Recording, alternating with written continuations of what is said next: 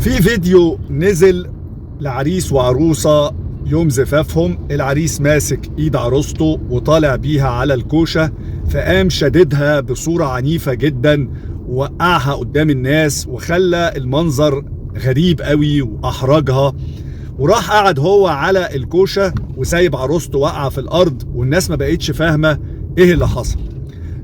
قام واحد من قرايب العروسة وقام طالع على الكوشة ضارب العريس واعتدى عليه. قام العريس قايم ماسك في خناقه وحصلت أزمة جامدة جدا في الفرح.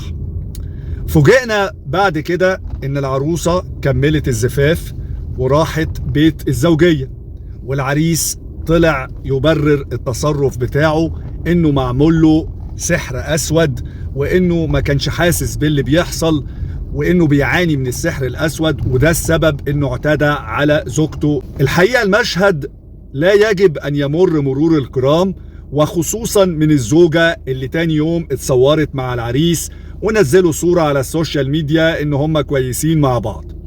اولا الخزعبلات اللي بيتم الترويج ليها ان العريس مصاب بسحر اسود لتبرير موقفه الغريب يوم الزفاف، مفيش اي عاقل او اي منطق يقبلها. المفروض ان الراجل ده بيعاني من أزمة نفسية، ومش عيب خالص انه يروح لدكتور نفساني يكشف عليه ويقيم حالته الصحية، لان ده خطر على أسرة بيتم تكوينها.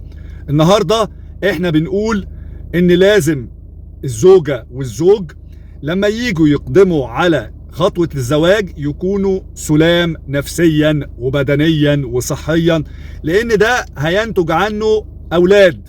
مفيش داعي ان يبقى فيه زواج لمجرد الزواج وتكوين أسرة يتسبب مرض احد الطرفين في مشاكل جامدة جدا.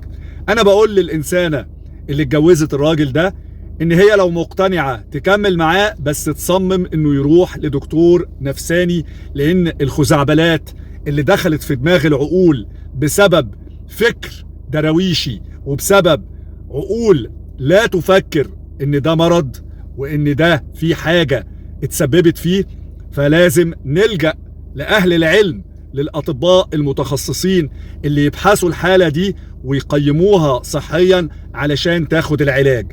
انما نتحجج بأفكار تطرف وأفكار درويش وأفكار ناس جهلة يزرعوها ان ده سحر اسود وسحر احمر وسحر كروهات، ده اسمه عته واسمه هبل، وهيتسبب في كوارث لأسرة لسه بتتكون.